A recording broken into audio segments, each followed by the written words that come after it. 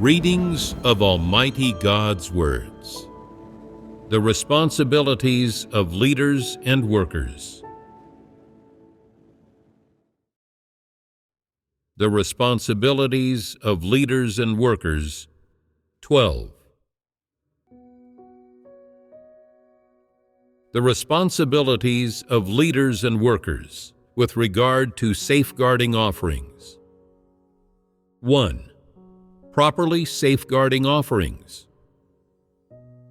Next, we'll go on to look at exactly what responsibilities leaders and workers should fulfill when it comes to safeguarding offerings. With offerings, leaders and workers must first understand what offerings are. When people offer 1/10 of what they take in, that's an offering. When they clearly state that they're offering money or items to God, those are offerings. When they clearly state that they're offering an item to the church and God's house, that's an offering. Once they've understood the definition and concept of offerings, leaders and workers must have a definitive grasp of and manage the offerings people make, and carry out proper vetting in this regard. First, they're to find dependable people whose humanity is up to standard to act as custodians, to systematically keep records of offerings and safeguard offerings. This is the first task in the work that leaders and workers must do. These custodians of offerings may be of average caliber and incapable of being leaders or workers, but they will be reliable, and they won't embezzle anything. While in their possession, the offerings won't go missing or get mixed up, and they'll be safeguarded properly. There are rules in the work arrangements for this. Nothing less than a dependable person whose humanity is up to standard will do. When people of poor humanity see something nice, they covet it, and they're always looking for chances to take it for themselves. Whatever happens, they're always seeking to take advantage. Such people cannot be used. A person whose humanity is up to standard must at least be an honest person, someone whom people trust. If tasked with safeguarding offerings or managing the church's assets, they'll do it well, meticulously, diligently, and with great care. They have a God-fearing heart and won't misappropriate these things, lend them out, and so forth.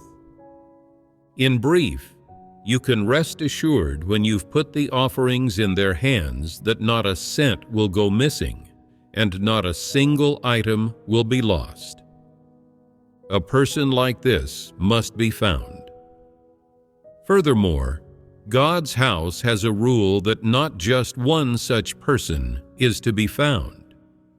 2 or 3 is best, with some of them keeping records and some doing the safeguarding. Once these people have been found, the offerings are to be categorized, and systematic records are to be made of who's safeguarding what category of thing, and how much they're safeguarding. Once suitable people have been found and things have been safeguarded and registered in categories, is that the end of the story? What should be done next then? The accounts of incomings and outgoings must be checked every 3 to 5 months to see if they're correct. That is, if the record keeper has been accurate with their recordings, if anything was omitted when it was registered, if the total amount is consistent with the accounts of incomings and outgoings, and so forth. Such accounting work must be done meticulously. Leaders and workers who aren't very well versed in such work should arrange for someone who is relatively adept at it to carry it out, and then conduct regular inspections and listen to their reports. In sum, whether or not they themselves understand the work of accounting and overall planning, they cannot leave the work of safeguarding offerings unattended, nor can they ignore it and simply not ask after it. Instead, they must conduct regular inspections, asking how the accounts that have been checked are and whether they match up, and then spot-checking some records of expenditures to see what the recent spending situation has been, whether there's been any wastage, what condition the bookkeeping is in, and whether the incomings match up with the outgoings. Leaders and workers should have a firm handle on all these circumstances. This is one task involved in safeguarding offerings. Would you say this task is easy? Is there a degree of challenge to it? Some leaders and workers say, "I don't like numbers. I get a headache when I see them." Well, find a suitable person to help you with the inspections and supervision then. Have them help you vet these things. You may not like or be good at this work, but if you know how to use people and do so correctly, you'll still be able to do this work well. Use suitable people to do it, and you can just listen to their reports. That also works. Hold to this principle. Regularly check and tally all the safeguarded assets with the person in charge of that work, and then ask a few questions about important expenditures. Can you achieve this? Why must leaders and workers do this work? Because it's protecting offerings. It's your responsibility. The offerings people make to God are for God to enjoy, but does He use them? Does God have use for this money and these items? Are these offerings to God not meant to be used to spread the gospel work? Are they not meant for all the expenses of the work of God's house? Since they relate to the work of God's house, both the management and expenditure of offerings alike involve the responsibilities of leaders and workers. No matter who offers this money or where these items come from, so long as they belong to God's house, you should manage them well, and you should follow up on this work, inspect it, and care about it. If the offerings made to God can't be properly spent to spread God's gospel work, but are instead wantonly squandered and wasted, or even seized or taken possession of by evil people, is that appropriate? Is that not a dereliction of duty on the part of leaders and workers? It is a dereliction of duty on their part.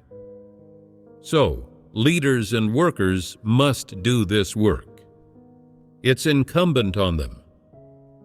Managing offerings well, enabling them to be used correctly in spreading the gospel work, and in any work related to God's management, is a responsibility of leaders and workers, and it shouldn't be overlooked. The brothers and sisters painstakingly manage to save a bit of money to offer to God.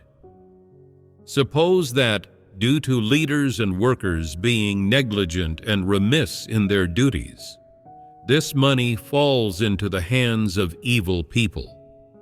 It's all recklessly squandered and wasted by evil people, or even seized by them. Consequently, the leaders and workers do not have enough money for travel expenses or for living expenses. And there's not even enough money when it comes time to print books of God's words or to buy necessary devices and tools. Is this not delaying the work?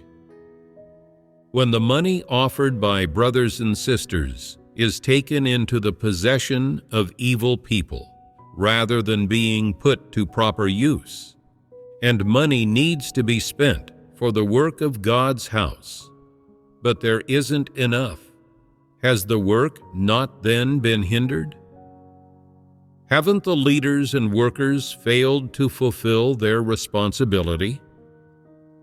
Because the leaders and workers have failed to fulfill their responsibility and not managed the offerings well, and they haven't been good stewards or put their hearts into fulfilling their responsibility with regard to this work, losses have been incurred to the offerings, and some church work has been plunged into a state of paralysis or brought to a halt for a time. Don't the leaders and workers bear a great responsibility for this? This is iniquity. You may not have seized, squandered, or wasted these offerings, and you may not have put them in your own pocket, but this situation has come about due to your negligence and dereliction of duty. Shouldn't you bear the responsibility for this? This is a very great responsibility to bear. 2. Checking the accounts. In their work, aside from implementing various work arrangements properly and being able to fellowship the truth to resolve problems, leaders and workers are to safeguard offerings well. They are to find suitable people, according to the requirements of God's house, to conduct the systematic management of offerings, and from time to time, they're to check the accounts. Some ask, how can I check them when circumstances don't allow it? Circumstances don't allow it. Is that a reason to not check the accounts? You can check them even when circumstances don't allow it. If you can't go yourself, you must send a reliable, suitable person to carry out supervision and see whether the custodian is safeguarding the offerings in a fitting manner, whether there are any discrepancies in the accounts, whether the custodian is reliable, how their states have been recently, and whether they've been negative, whether they felt afraid when they faced certain situations, and whether betrayal is a possibility. Suppose you hear that money has been tight for their family. Is it possible that they might misappropriate the offerings? Through fellowship and looking into the situation, you may see that the custodian is quite reliable, that they know offerings aren't to be touched, and that no matter how tight money has been for their family, they haven't laid a hand on the offerings. And through a long period of observation, it may be proved that the custodian is entirely reliable. Furthermore, it must be checked whether the surrounding environment of the house where the offerings are being kept is dangerous, whether any brothers and sisters have been arrested by the great red dragon there, whether the custodian of the offerings has faced any danger, whether the offerings are stored in a suitable place, and whether or not they should be transferred.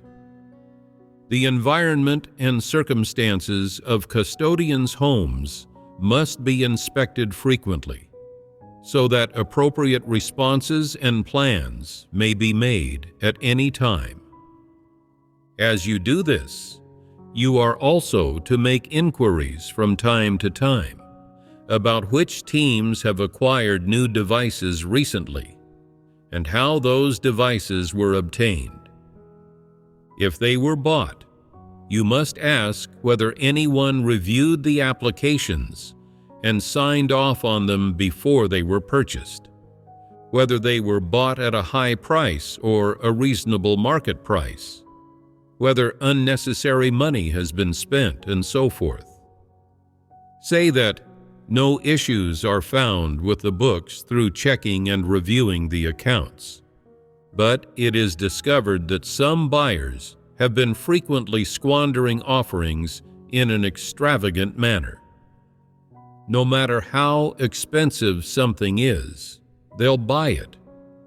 Moreover, when they know full well that a product will go on sale, that its price will fall, they don't wait, and instead they will buy it immediately. And they'll buy the good stuff, the high-end stuff, the latest models. These buyers spend money without principles and in an extravagant manner, and they spend offerings to buy things for God's house, as if they were doing things for their enemy. They never buy practical things in accordance with the principles, but just find any store and buy things outright, no matter their cost and quality. Once the items have been brought back, they break within a few days of being used, and these buyers don't get them fixed when they're broken. They buy new ones. In the event that when checking the accounts and reviewing the financial expenditures, it's found that some people have been seriously squandering and wasting offerings, how is this to be handled? Should those people be issued a disciplinary warning, or should they be made to pay compensation? Both are necessary, of course. If it's found that their hearts aren't in the right place, that they're simply non-believers, disbelievers, that they're devils, then the issue can't be resolved by just giving them a disciplinary warning or pruning them. No matter how the truth is fellowshipped, they won't accept it. No matter how they are pruned, they won't take it seriously. If they're asked to pay compensation, they'll do it, but they'll keep acting in the same way in the future, and they won't change. They certainly won't act in accordance with the requirements of God's house. Instead, they will act in a willful, reckless, and unprincipled manner. How is this kind of person to be handled? Can they be used going forward? They shouldn't be. If they are, then the leaders and workers are big dummies. They're just too foolish. When such disbelievers are discovered, they should be dismissed, eliminated, and cleansed away from the church at once. They're not even qualified to render service. They're unfit to do so. When leaders and workers are checking the accounts and expenditures, they may not just find cases of squandering and waste or some unreasonable expenditures.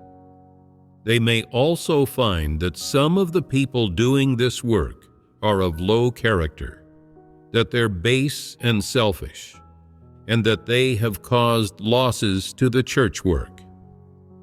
If you discover this kind of situation, how should you take care of it? It's easy to take care of. You must handle and resolve it on the spot. Dismiss those people, then choose suitable people to do the work.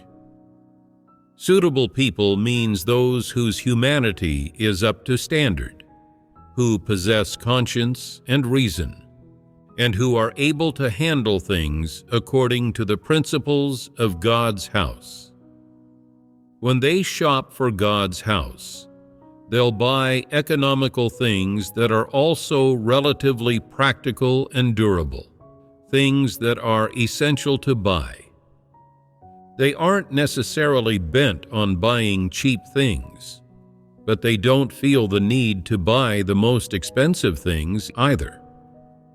Within a group of similar products, they will choose those with fairly good reviews and reputations, as well as suitable price tags. And of course, if their warranty is on the longer side, that's even better. This is the sort of person you must find to do the shopping for God's house. They must be right at heart, and they must consider God's house in their actions and think things through. They must also handle things according to the requirements of God's house, acting and comporting themselves in a well-behaved manner, without equivocation and with clarity. Once you've found such a person, have them handle a few things for God's house and observe them. If they seem relatively suitable, they may be used. But it's not the end of the story once that's been arranged. Going forward, you must meet with them, fellowship with them, and inspect their work. Some ask, is that because they're not to be trusted? It's not entirely down to a lack of trust. Sometimes, even if they're to be trusted, inspections still must be made. And what's to be inspected? See if there have been deviations in their practice in situations when they haven't understood the principles, or if they've harbored distorted comprehension. It's necessary to help them by carrying out vetting.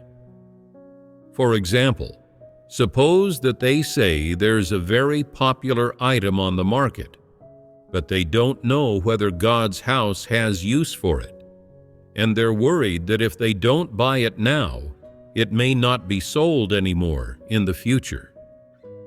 They ask you how to handle this.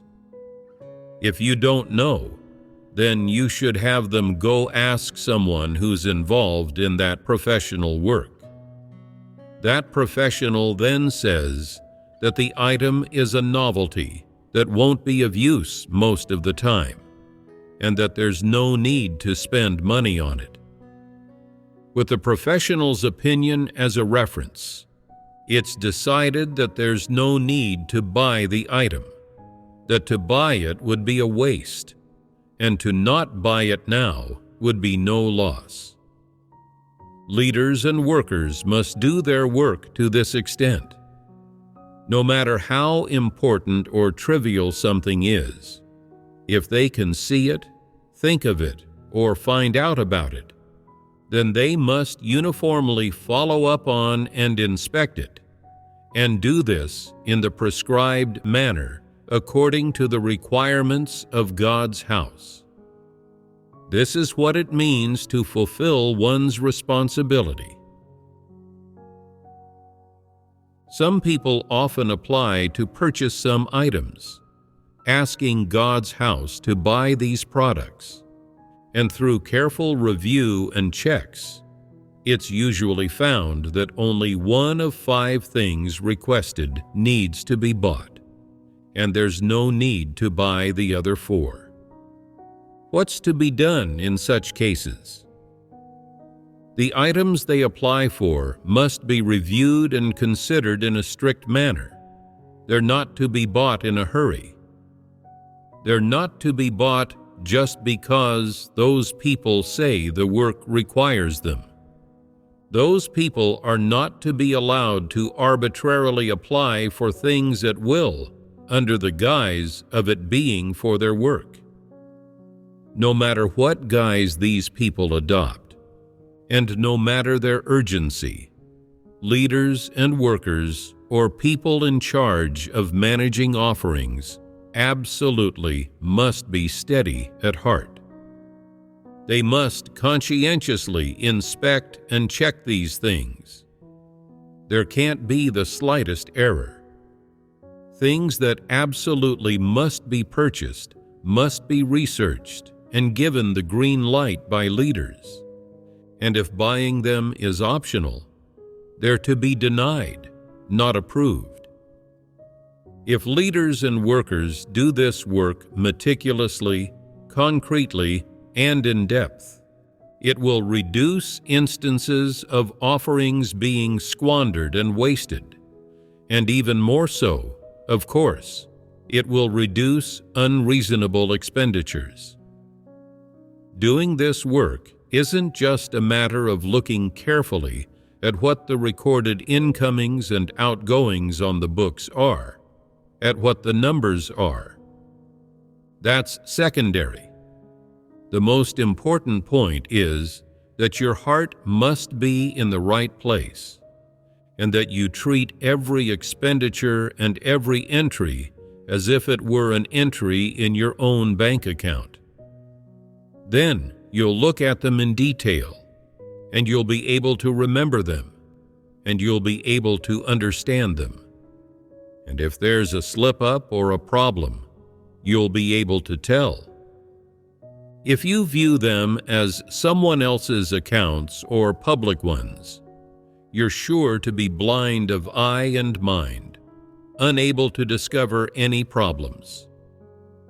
Some people save a bit of money in the bank, and every month they read their statement and take a look at the interest. Then they check the accounts. They check how much they spend each month, how many withdrawals they make, and how much they deposit. Each entry is recorded in their minds. They know every number as well as they do their own address, and they're clear on them in their minds. If a problem arises somewhere, they can spot it at a glance, and they don't overlook even the slightest error.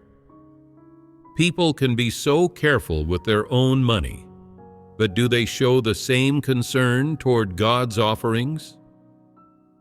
In my opinion, 99.9% of people don't. So when God's offerings are handed over to people for safeguarding, there are often cases of squandering and waste and various kinds of unreasonable expenditures. And yet no one feels it's a problem, and the people responsible for this work never feel pangs of conscience either.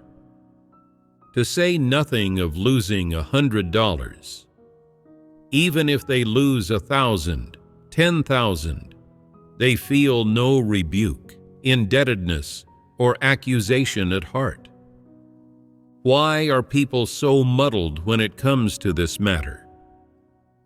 Doesn't this indicate that most people's hearts aren't in the right place? How is it that you're so clear about how much money you've got saved at the bank? When the money of God's house is temporarily deposited in your account for you to safeguard, you don't take it seriously or care about it. What mentality is this? You're not even loyal when it comes to safeguarding God's offerings. So are you still a believer in God? People's attitude toward offerings is proof of their attitude toward God. Their attitude toward offerings is very telling. People are indifferent about offerings, and they don't concern themselves with them. It doesn't sadden them if offerings are lost. They don't take responsibility, and they don't care. So, don't they have the same attitude toward God?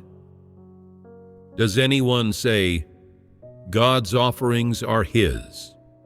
As long as I do not covet or seize them, everything's fine.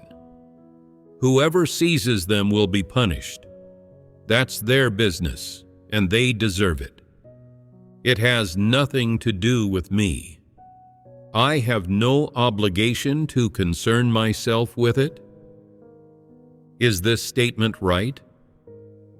It clearly is not. Where does it go wrong then? Their heart's not right. They don't defend the work of God's house, and they don't protect the offerings. What is the humanity of this sort of person like? It's selfish and base. They care very much about their own things and protect them very well, but they don't care about or ask after God's offerings. The humanity of people like that is of such a low quality. Primarily, it's selfish and base. Are people of this sort not cold-blooded? They're selfish and base, cold-blooded, and lacking in human feeling. Can such people love God? Can they submit to Him? Can they have a God-fearing heart? No. What do such people follow God for, then? To gain blessings. Is this not being dead to shame? How a person treats God's offerings is most revealing of what their nature is. People aren't actually able to do anything for God. Even if they are able to do a bit of a duty, that is very limited. If you can't even treat offerings, which belong to God, correctly, or safeguard them well, if you harbor that kind of view and attitude, then aren't you someone who is most lacking in humanity? Isn't it false for you to say you love God? Isn't it deceptive? It's so deceptive. There's no humanity at all in this kind of person. Would God save such scum? 3. Following up on, looking into, and inspecting expenditures of all sorts, carrying out strict vetting. For leaders and workers to be good stewards of God's house, the first work they're to do well is to manage the offerings properly. Beyond safeguarding the offerings properly, they should carry out strict vetting with regard to expenditures of offerings. What does it mean to carry out strict vetting? Primarily, it means to absolutely eliminate unreasonable expenditures, and to strive to make every expenditure of offerings reasonable and effective, rather than the offerings being squandered and wasted. If cases of waste or squandering are discovered, leaders and workers are not only to put a prompt stop to them, but also to hold them accountable, and to also identify suitable people to do the work. Leaders and workers should know exactly where each expenditure goes, and what each expenditure is for within their scope of management. They should review these things in a strict manner. For example, if a room is short of a fan, they should give parameters for who's to buy it, how much is to be spent on it, and what functions it would be most appropriate for it to have. Some leaders and workers say, "We're busy. We can't make time to go along to buy it." You are not being asked to go and buy it yourselves. You should get a good person, a person of caliber to handle this task. Don't get a bad person who is a blockhead and whose heart is in the wrong place to buy it. People of normal humanity know that they have to buy things with appropriate functions and an appropriate price tag. Excessive functions are useless, and they cost considerably more.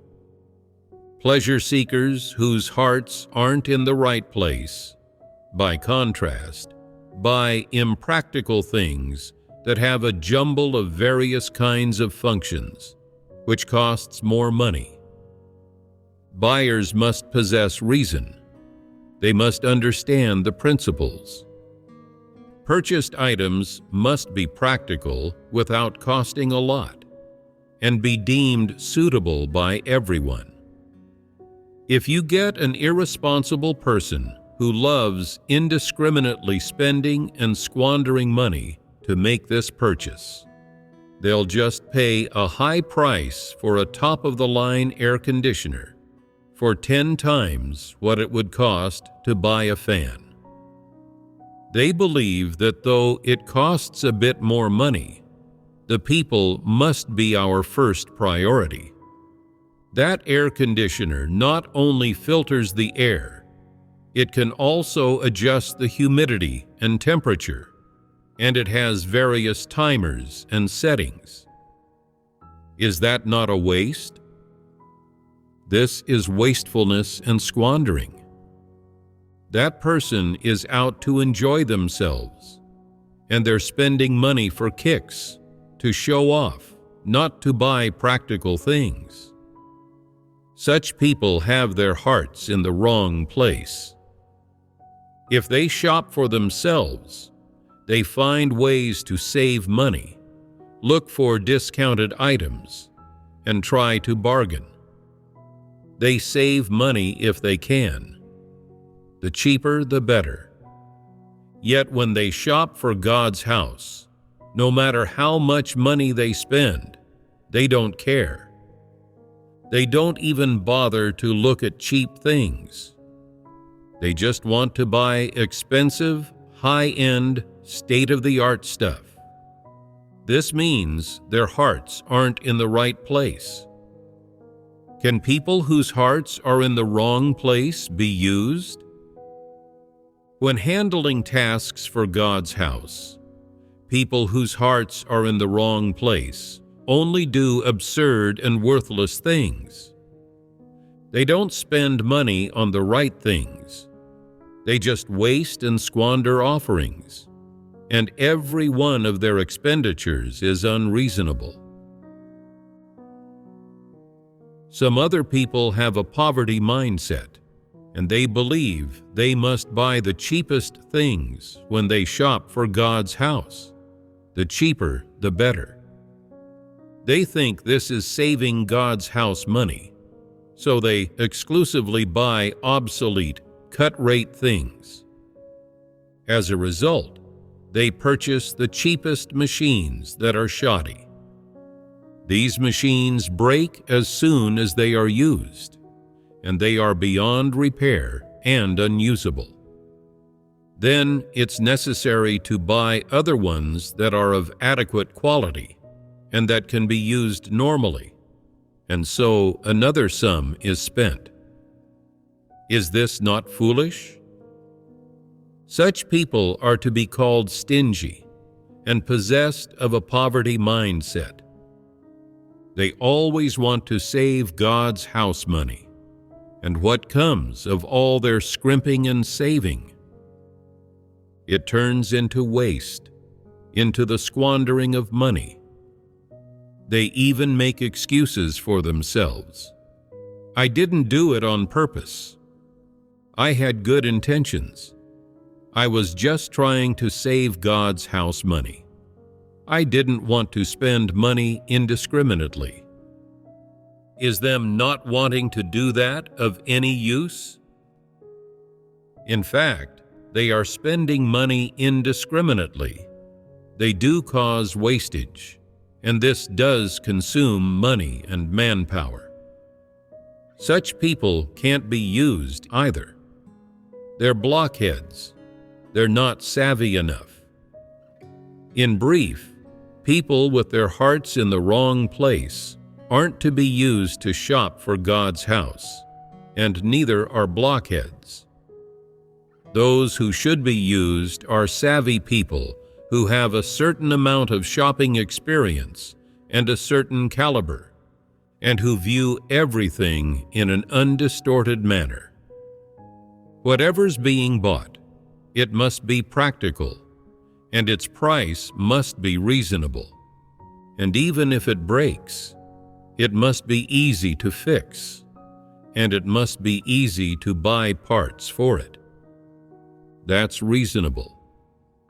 After some people buy something, they see that it has a 1-month return window and rush to try it out, and they get their results within the month.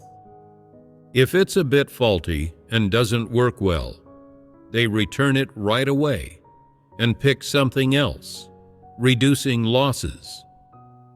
These people have relatively good humanity. People without humanity buy something, then toss it aside. They don't try it out to see if there's anything wrong with it or if it's durable, nor do they look at how long its warranty is or how long they have to return it. They don't care about any of this. When one day they take a sudden interest in that item, they take it and try it out, only then to find that it's broken. They check the receipt and see that the return window has passed, and the item can't be returned anymore. They then say, "Let's buy another then." Is that not a waste? Let's buy another. With that phrase, God's house has to fork over another sum of money. Applying to buy another seems on its surface to be for the sake of the church work and a reasonable expense, when in fact, beneath it all, it is due to them being remiss in their duties by not promptly checking the item after they'd bought it. One sum of offerings is wasted and another is paid, and the new item still has no one good to safeguard it. So it too is only used for a short time before it breaks. It's surprising that there's no one to oversee these things, no one to handle the problems that arise. What are the leaders and workers doing? They've been entirely derelict in their duties with regard to this work. They haven't performed their function of supervising, inspecting, and carrying out vetting, and so offerings are squandered and wasted like this. If the buyers are responsible people, they'll promptly return an item they've purchased when they see it isn't practical. This reduces loss and waste. If they're irresponsible people with their hearts in the wrong place, they'll buy shoddy things, thus wasting offerings. So, who exactly should this loss of money be attributed to? Don't the buyer and the leaders and workers all bear responsibility for this? If the leaders and workers had handled this matter conscientiously, concretely, and meticulously, wouldn't these problems have been discovered? Wouldn't these flaws have been made up for? If leaders and workers often go to the churches in various places to inspect the status of the expenditure of offerings, they will be able to find problems and eliminate this sort of squandering and waste. If leaders and workers are lazy and irresponsible, these cases of unreasonable expenditures and of squandering and waste will arise repeatedly. They'll continue to proliferate. What causes this proliferation? Doesn't it have something to do with leaders and workers not doing real work, and instead situating themselves above others and acting like ineffective officials? Such leaders and workers have no conscience or reason, and they have no humanity. Because all the money the church spends belongs to God's house, and it's all God's offerings, and they believe it has nothing to do with them. They neither care nor ask about it, and they ignore it. Most people believe that the money of God's house ought to be spent, that it's fine to spend it in any manner, that so long as they don't pocket or embezzle it, it doesn't matter if it's wasted, and that it's just people buying experience and broadening their horizons. Leaders and workers just turn a blind eye to it. Anybody can spend that money however they want to and buy whatever they want to. It doesn't matter how much is wasted. Whoever wastes the money is responsible for it, and they will face retribution and punishment in the future. This has nothing to do with me. I'm not the one spending it after all, and it's not my money being spent. Is this not the same view and attitude that non-believers harbor toward the spending of public funds?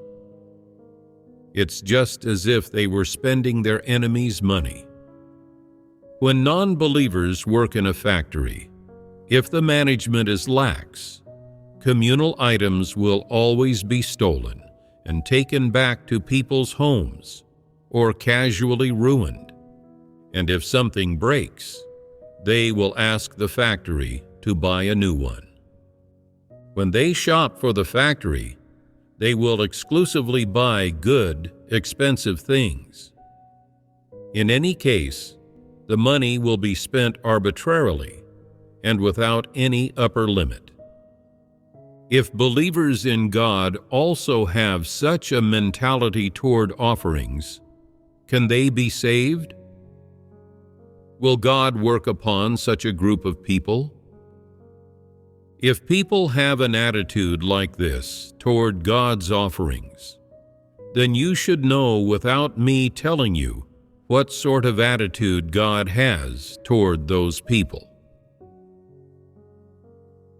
The most direct way in which a person's attitude toward God manifests is in their attitude toward offerings. Whatever your attitude is toward offerings, that's your attitude toward God.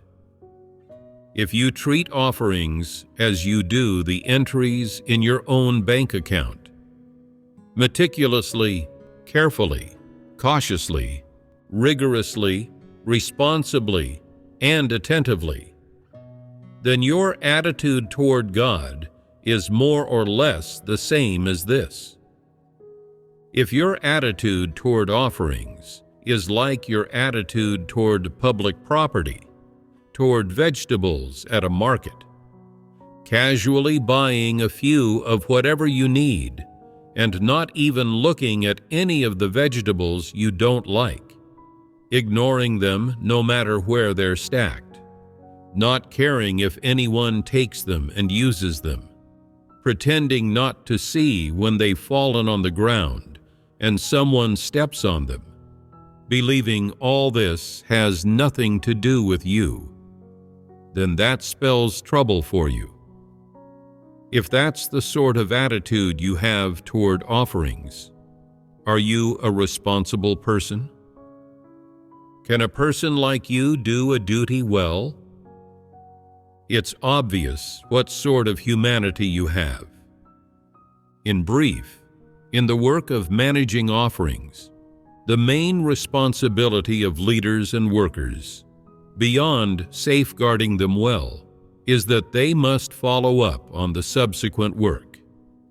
Most importantly, they are to regularly check the accounts, as well as follow up on, look into, and inspect expenditures of all sorts, and to carry out strict vetting. They're absolutely to eliminate unreasonable expenditures before they result in squandering and waste. And if the unreasonable expenditures have already led to those things, they must hold the culprits accountable, give them a warning, and have them pay compensation. If you can't even do this work well, hurry up and resign. Don't occupy the position of a leader or worker because you can't do the work of one. If you can't even take charge of this work and you can't do it well, what work can you do? Tell me systematically, how many tasks are there in total that leaders and workers must do with regard to offerings? The first is safeguarding them. The second is checking the accounts. The third is following up on, looking into, and inspecting expenditures of all sorts, and carrying out strict vetting. Unreasonable expenditures must be eliminated, and no matter who causes squandering or waste, they must be held accountable and made to pay compensation. Is it easy to work according to these steps? This is a clearly delineated way to work. If you can't even do such simple work, then what is it you can do as a leader or worker, as a steward of God's house? There are instances of offerings being wasted and squandered at every turn, and if, as a leader or worker, you have no awareness of it and don't feel bad about it at all, then is God even in your heart? Is there even a place for Him there? This is questionable. You say that your God-loving heart is great and that you really do have a God-fearing heart. Yet when His offerings are squandered and wasted like this, you somehow have no awareness of it and don't feel bad about it at all. Does that not call your love and fear of God into question? Even your faith is questionable, let alone your love and fear of God. Your love and fear of God doesn't hold up. It's not tenable. Safeguarding offerings well is an obligation leaders and workers should fulfill, and it's also their unshirkable responsibility. If the offerings are not safeguarded well, that's a dereliction of duty on their part. It can be said that all who safeguard offerings poorly are false leaders and false workers.